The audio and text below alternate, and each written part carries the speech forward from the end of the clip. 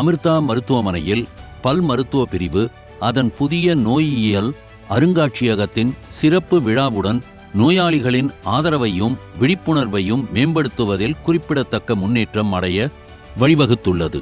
அமிர்தா மருத்துவமனை குழு மருத்துவ இயக்குனர் டாக்டர் பிரேம் நாயர் 200 மென்மையான திசு மாதிரிகள் மற்றும் 500 பல் மாதிரிகள் அடங்கிய அற்புதமான சேகரிப்பை காட்சிப்படுத்திய அருங்காட்சியகத்தை அதிகாரப்பூர்வமாக திறந்து வைத்தார்.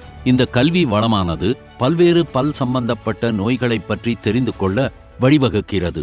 நோயாளிகளுக்கும் பார்வையாளர்களுக்கும் வாய் சம்பந்தப்பட்ட சுகாதார நிலைமைகள் மற்றும் அவற்றின் தாக்கங்கள் பற்றிய விரிவான புரிதலை வழங்குகிறது.